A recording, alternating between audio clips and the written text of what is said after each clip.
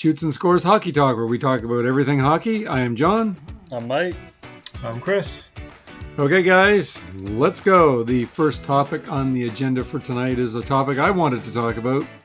That is the Toronto Maple Leafs. Now, I made this question up before they won the other night. But are they in a bit of trouble? Because I didn't think they looked very good on Saturday against Detroit with a 6-3 loss. And they did manage to beat Montreal. The announcers were saying Matthews only had an open net goal. He didn't get a hat trick or 4 goals. So they think he's doing terrible. And that he had a bad game because he didn't score his 4 goals. Now, Chris, you said yourself there had to be a drop-off, and I totally agree with you. I mean, Marner did everything for the team. He even played defense, for goodness sakes. Mm-hmm. Could the drop-off be much more than any of us believes? What do you think, Chris? Because, I mean, none of us thought that the Rangers weren't going to make the playoffs last year, or Nashville. Yeah.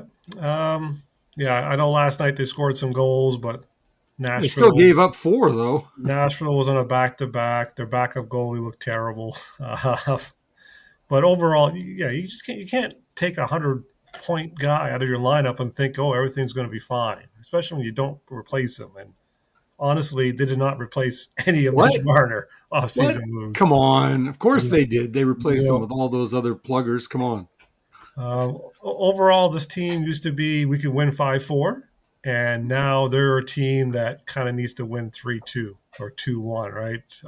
I'm sure that's the reason why they brought Berube as a coach last year. Play a little more defensive and help, but without Marner, yeah, they're just not going to score goals like they did in the past. It'd be interesting. It's going to be interesting to see come April what Matthews' numbers are going to look like without Marner feeding the puck. His days of 60 goals could be in the past. Oh, yeah, I don't think he's going to get 60 goals this year. Yeah. Mike, what do you think about this? Am I just, pushing the panic button way too early here? Well, I still think Toronto's a playoff team. They've still got talent to make the playoffs, I think. But, like Chris said, there's going to be clearly a drop-off when you're losing a 100-point player out of your lineup. It means that a lot of these other guys need to step up and be better. I expect Matthew Nyes to be better, but they need Riley to be better. Like, he can't be going and getting 30 points in a season. That's just, on a team like that scored the amount of goals they scored, for him to put up basically 30 whatever-ish points last year. So they need him to be better. They need their secondary scoring. I mean, Tavares had a great year last year. I don't think you can expect anything more out of him. But no, there's no way he's getting more points this year. No, I mean, that's impossible. I mean, especially at his age, he's generally, aside from last year, he was slowly, the points weren't coming as easily as they used to. But last year he had a bounce back year, possibly because of the coaching change, because I don't think Sheldon Keefe used them very well. So I think that helped them. But you're not going to get more out of him. So you need these other guys like Domi and McMahon and guys like that, because you're not going to get more out of Nylander, I don't think, either. He's probably another one that'll regress a little bit. And I mean, they called him out apparently there just before the last game, and he stepped up a little bit more last game. But, so, I mean, they're still a playoff team, but they're not going to be number one. But the way Tampa struggled out of the gate there too, maybe Toronto's still number 2. So who knows? Okay. And just to quickly add, and without Marner now, if you look at their forward lineup, they probably have 2 star players, 1 really good player. If Matthews and Nylander gets hurt, they are in serious trouble. Yeah. Like, they're 1 injury away of having a season loss, right? Almost like Ottawa with Tkachuk there out for 6 to 8 weeks. 6 to 8 weeks, right? That's going to hurt them. Toronto cannot afford to lose Matthews and Nylander for like 2 months. That would hurt. Yeah, they're not like Florida, where Florida's lost 2 big guns out of their lineup, but they're strong. Their top 2 lines are still strong. They've got the depth to, withstand that, but Toronto doesn't if one of their guys goes down. So, yes, and like you said, Riley cannot get just 30 points. I mean, he has to get more points than that. Yeah, on a team that scores the amount of goals they scored last year, how he had less than 40 points, and I think it was less than 40 points. Yeah, It was. I don't get it. Like, he's your number. He's your power play quarterback. How do you not get 60 points on that team? Like, no idea. I don't know. Lack of confidence or just ineptitude. I don't know. We'll find out. Let's go on to our second topic since I like talking about Canadian teams. Mm. We're gonna go on to one of Chris's favorites, second favorite anyway. We're going to speak about the Montreal Canadiens here again. And the reason why we're talking about the Montreal Canadiens is because Lane Hutson agrees to an 8-year, $70.8 million contract extension. That works out to an average of $8.85 million per year. I want to ask the same question I asked last week. Did the Canadiens get a steal of a deal here? Is Hutson undervalued here at this price, Chris? I know you don't care about him, but is he undervalued here? Like, I think he might be undervalued. Oh yeah, as a Habs hater, I don't like this contract. As in, it's a very good contract for the Montreal Canadiens.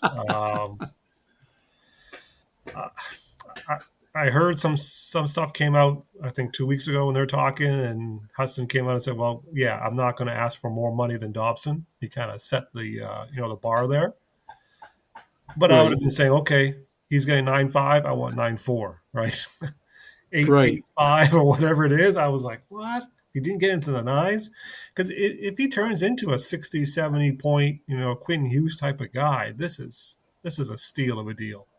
If he gets 60 points this year or 60 plus, then I think it's a ripoff. Yeah, he continues to be dynamic. I know there's still some defensive issues. He doesn't, the analytics doesn't show very well on that part of the game, but he has a chance to be a star, top 5 power play defenseman in the league.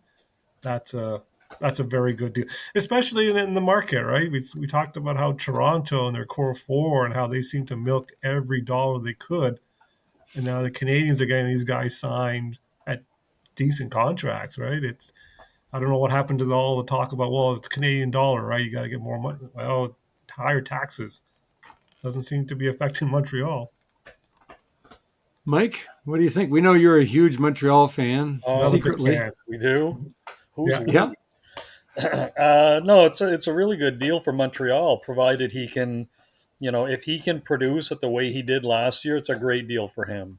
If he regresses in any way, I mean, he's a small defenseman, so it's difficult for him to be more or adapt his game more than what he currently is. Like, he's an offensive guy, so he's not like, if the points stop coming, that he's going to be a defensive gem. That's just not his style of play. So as long as he's producing offensively, I mean, it's a great deal. And, down the road, like $8 million, it's going to be like, it's going to be one of the lower end contracts if you're looking 4 or 5 years down the road. So it's a great deal for Montreal, especially long term. I think the money that they saved on spending on Hudson, I think they gave it to the GM and the president there because yes, I think they did. Yeah, I think they talked them down into that deal, maybe to boost their own pockets. Wouldn't surprise me. I'm a little bit shocked here. Actually, I'm a lot shocked. I know he said he didn't want more than 9.4 or whatever, but I just think he could have got more signing that length of a deal. I'm really surprised. If he would have waited till after the season and he put up 60, 70, 80 points again, yeah, then all of a sudden he's talking about, well, I think I deserve more money than Dobson. Well, yeah, he's probably talking 12 million then. Yeah. So I'm not sure. Yeah, I know some people thought his agent, this wasn't a good deal for him. I'm not sure why he didn't bet on himself with another year, but hey, if he's happy in Montreal and he's willing, again, $70 million is $70 million, right? Like, these guys aren't going to, most of these guys won't be able to spend all that money, right? So good for him, and he's got the bag. Oh, yeah, it's definitely good for him, and I like the way that he plays offensively. I just hope he didn't shortchange himself here a little bit. But whatever, I mean, maybe somebody said, hey, you're not that good, Lane. You should take this deal. I don't know. Yeah. Well, the other thing, too, is if you look at all of the sports, hockey is the one sport where you'll notice that some of the top players will take less money.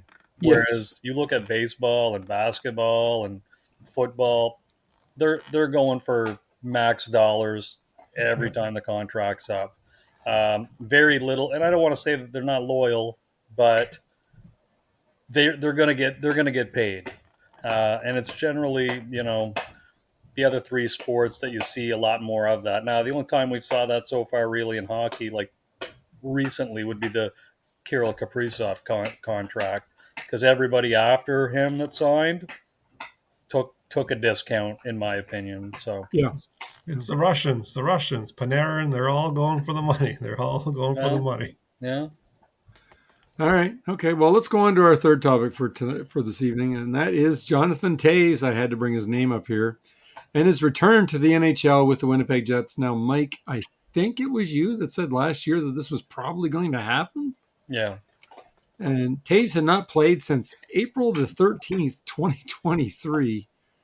In the season opener, he played second line center position and logged nearly 19 minutes of ice time.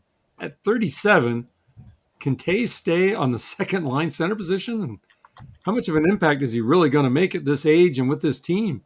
Towes had 0 points so far in the 2 games I know since then he has. But so, Chris, what do you think?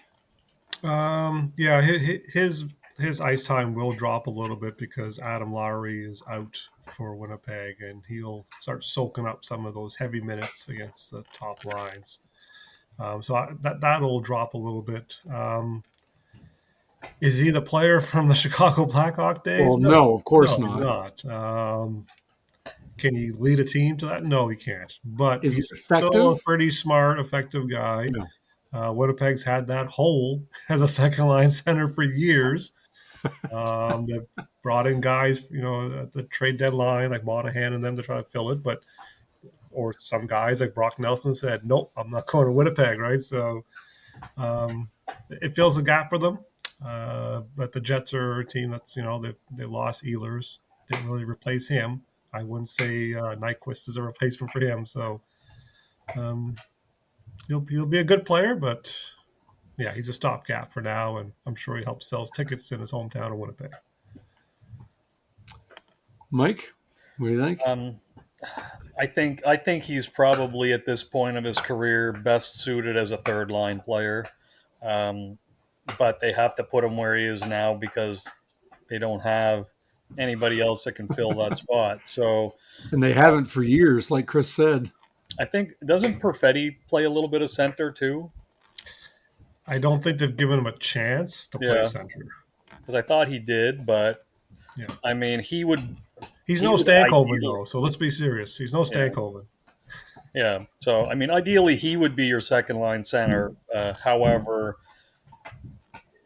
you've got nobody but Towes to put in that spot, and Winnipeg has a hard time, like Chris said, attracting free agents to go there. So, and everybody that they've tried in that spot has failed. I mean, Pierre-Luc Dubois, when he was there, they had to get rid of him too, and he's doing good with Washington, but he was terrible in LA. So,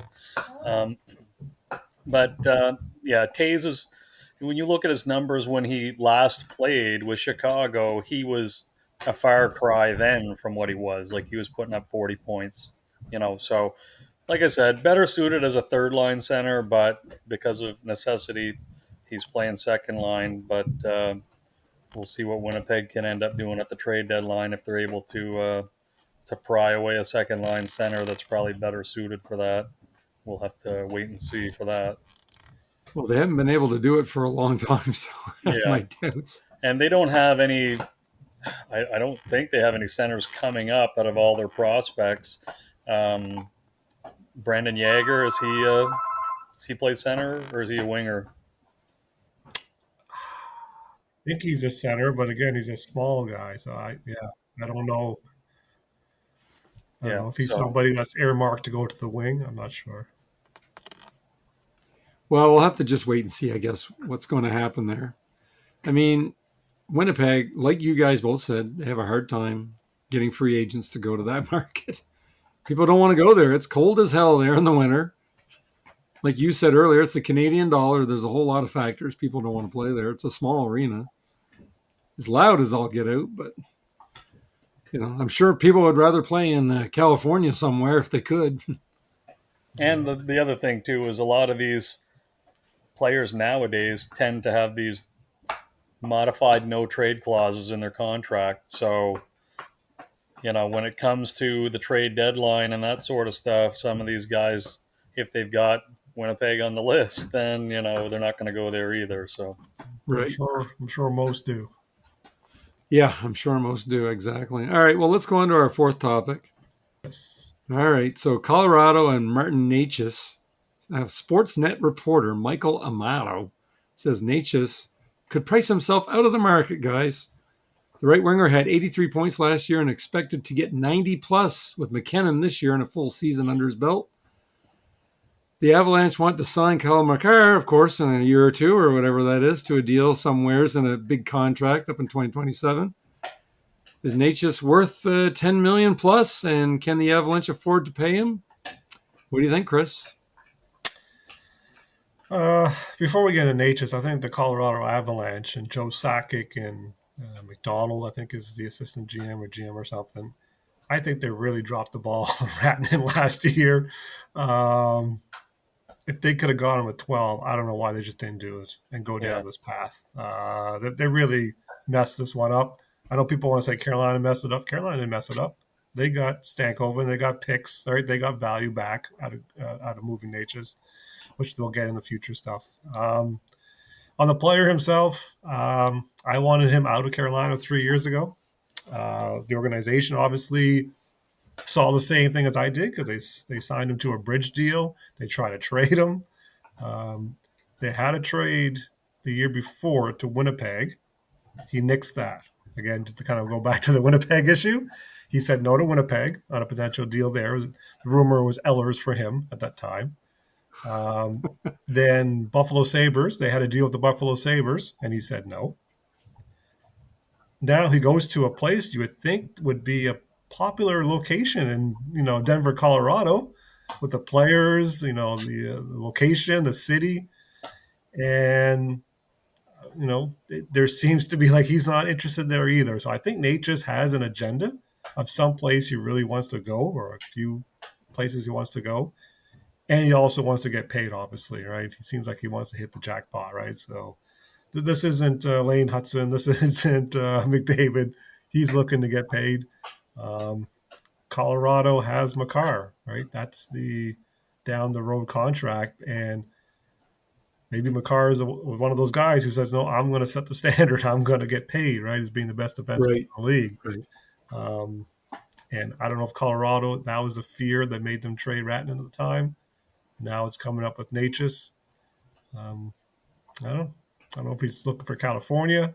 Maybe he's a Habs fan or something like that. Everyone tells me everyone's a Habs fan coming over from Europe. They all love the Habs. I don't know. But I expect he's going to get a boatload of money wherever he goes. And it sounds like it won't be at Colorado as of today. Mike, is he going to Philadelphia? I'd like to have him in Philadelphia. I mean, offense is offense, right? But well, you could certainly use it, yes. But the Flyers only pay big money to third line players, so he doesn't quite fit in. So and Dvorak. Yeah, you got to get that the Dvorak money. That's earmarked for another third liner next year. So, but yeah, he's obviously, like Chris said, looking to get paid. If he wasn't willing to sign it long term in Carolina, and I mean, I know his dad had chimed in saying that he didn't want to be there. That's whatever. So, and now it's kind of going the same route here as Colorado. So he's clearly, like Chris said, he's going to go wherever the money's going to take him. That's the thing sometimes I feel with some of the players that come over from overseas is that they're coming here for the paycheck because they don't grow up with, the dream of winning the Stanley Cup like the Canadian players do, the American players, that sort of thing, because of clearly the rivalry between Canada and the U.S. and all the teams based in Canada and the U.S. So I don't think some of the Europeans and the Russians and that sort of stuff come over with that same thought process, I guess, with, winning the cup is more important than being the highest paid player. So I think he's going wherever the money's going to take him. Okay. And just to add one thing, I forgot, there was another thing that caused a little bit of issues in Carolina. He wants to play center. Analytically, he's terrible defensively on the wing, so I'm not sure why he go to Winnipeg. Why he wants to go center. And I don't know if Colorado even gave him the opportunity, or they kind of said, no, we see you in the wing. So maybe it's a combination of the money, but also he might want to go somewhere where someone will let him play center ice. Okay, strange times in the NHL, I guess. Like I said, he should go to Winnipeg if he wants to play center. He had that opportunity, but I don't. Yeah, he didn't want to go. Can't imagine why. Okay, all right. Well, guys, let's go on to our Hockey Prophet segment, where you two are the Hockey Prophet because I say so, and it's my show, so that's the way that it is. Are you guys ready for the Hockey Prophet segment? Yep. All right. Number one, Chris. I think you're going to love this one, Chris. Are the Hurricanes going to miss Jack Roslovic? I would say he was a 20-plus goal scorer. Are they going to miss him?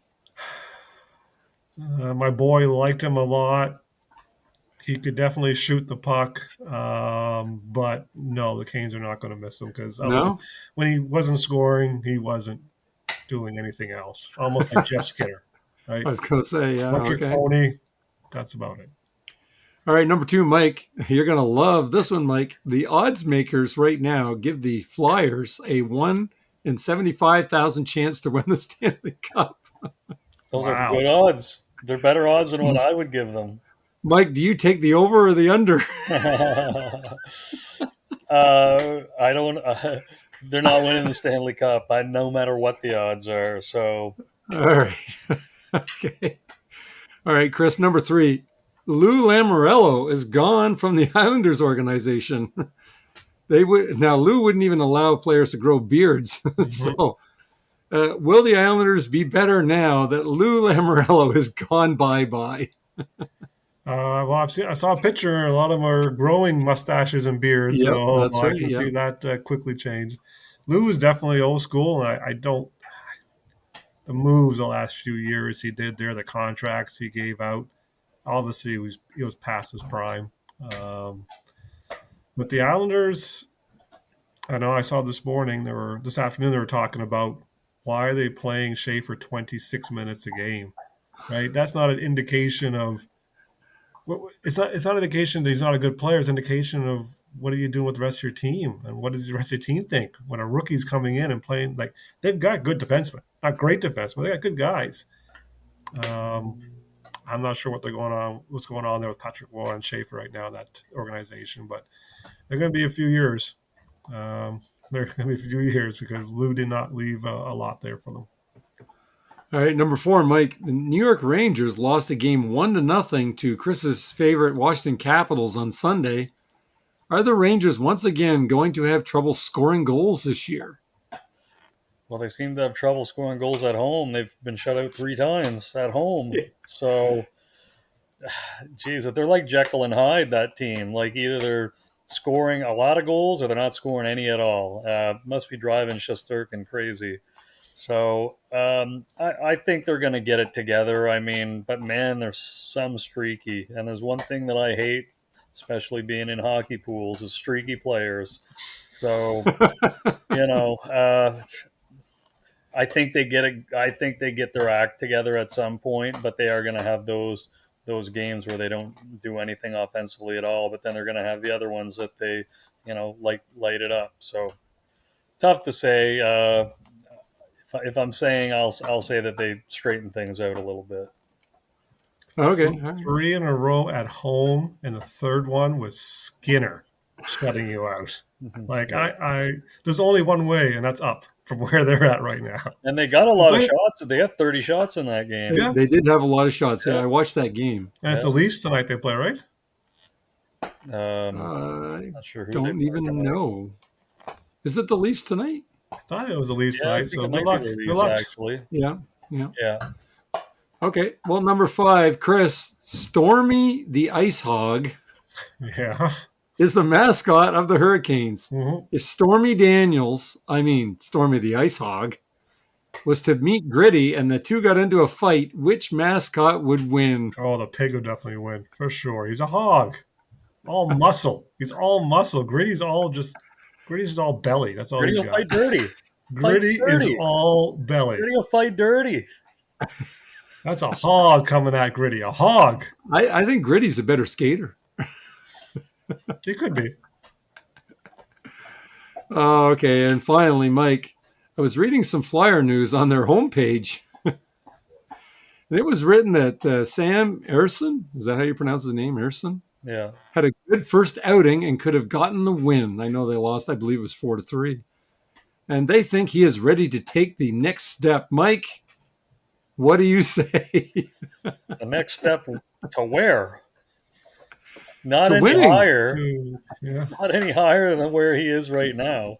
He's Look, I'm telling you, the Philadelphia Flyers homepage said this. Obviously, you know what? he's ready to be the I prime think they're on the time. Philadelphia Flyers payroll though too, so they've got to say Ouch. they've Ouch. got to say that. But no, Sam Ersson, what you see is what you get. He's a goalie that's going to put up a goals against average of about 3 on the season. He's going to have some good games. He's going to have some really bad games. So he's if he can get 20 wins this year, I'll be happy with that. And I would be surprised because he's going to split. I suspect he went from 1B to 1A. That's the rise we're talking about, right? No. 1B on the Flyers, 1B and 1A. I'm not talking about the rest of the league. He's a restricted free agent at the end of the year this year, and I have a big contract. If he was a third liner, he'd get paid. He might be a third stringer goalie, so I mean maybe he will, but they're not the Anaheim Ducks though, bringing in all these retread goalies. So the Flyers just get rid of them before they become good. So, but no, Sam Ersson is what you see now. Goals against average of about 3. If he has an above 500 record at the end of the year, I'll be shocked. Well, I guess upon saying that, Mike, what kind of record do you think the Flyers are going to end up with? They're not going to be much better than last year, if at all. I think they're looking at about the same, basically the same season as they did last year. So the team's pretty much the same then. Yeah, I mean, they added Zegras. I expect Michkov to be better. I know he started slow there this year, but Zegras is going to be good. Couturier can't be worse, but I don't expect a lot out of these other guys here. Like Tippett, you're not going to get any more out of him than what we've already seen out of him. And the other guys, ideally, they're third liners on a good team, but they're playing first and second line in Philly. Right. Konechny is another one that's really good. So, but aside from those few guys, that's what you get. I thought last week they played pretty hard for all 3 periods. With Torts, they had spurts of playing hard. What? They got screwed in overtime. They scored and disallowed it. Enough. The right team reached won. out to push Sanheim and goalie interference. The right team won, outshot them, outchanced them, outplayed them, but I thought Philly pushed back all 3 periods, which didn't see too much of last year. But yeah, the Russian, I don't remember them saying his name. Zegras had a couple of chances, but I don't remember Michkov doing anything in that game. No, well, when I was talking and talked about it there today, and he said, his ice time's been down because the team's taken so many penalties, and they're not going to put him on the penalty kill, and they're not getting as many power plays. So, Drysdale's not getting those opportunities. Yeah, he's down a few minutes per game. Like right now, he's averaging like 14 minutes a game, and last year, the second half of the season, he was getting about 17 minutes a game. So, ice time's down. So, and I wanted to bring back I know we were talking earlier here about the New York Rangers. And you're right; they are Dr. Jekyll and Mr. Hyde team. I'm telling you, I've got the vibe that they're just not going to make the playoffs again. Well, losing Trocheck hurts them. He's one of their true. He plays physical. He puts up points. So having that aspect out of your lineup, there's nobody that's going to fill that spot either. And he was their, between first and second line center. Now I think Zibanejad's going to have to step Go up. back to center. So Yeah. and Lafreniere. I don't know, but I don't know about that going team. to step up too. Yeah. Yeah, I'm wondering if there's something wrong in the dressing room there or what the hell's going on. But Sure, whatever. he traded a bunch of them away. You think you would know which ones were the bad apples, but Yeah. Yeah, well, Who knows? They let Goodrow go, Trouba, Kreider. So they brought Miller back in. So, Panarin's probably going to be going too. So I would imagine, yeah. Well, you'll know more by what is it, Thanksgiving? That's usually when there's 80% or 90% of the teams are in the playoffs will stay in the playoffs. So Right. So we still got about a month to go to figure that out. Okay, well, you guys have anything else you wanted to go over tonight? Or anything else you wanted to add? We're not going to talk about the Capitals and how well they've been doing this year? Sure, go ahead. Let's talk about them. What? How well have the Capitals been doing, Mike? That protest guy is not sustainable. Aren't they 3-1, aren't they? Ovechkin hasn't done anything. He didn't have to. He doesn't have to because he's done. Have to. It's early. Who do they play? Who have they played against? The Rangers. Who else do they play against? The Rangers are a good team. They beat them. 1-0. Yeah. They haven't played anybody. Wait till they play a real team. They just beat Tampa Bay. Tampa Bay is getting smashed by everybody. Yeah, can't play defense. Goaltending's hurt.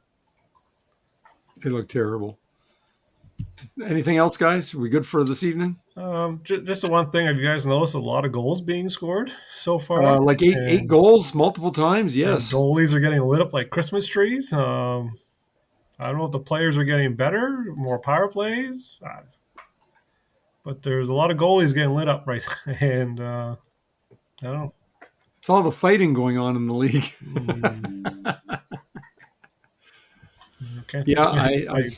I've seen some big scores, but I've also seen this before in other years. Early in the season, you see this, and then after a while, it levels out. The system starts kicking in. The players are more, Even bad teams don't usually let in 8 goals, or it's pretty rare.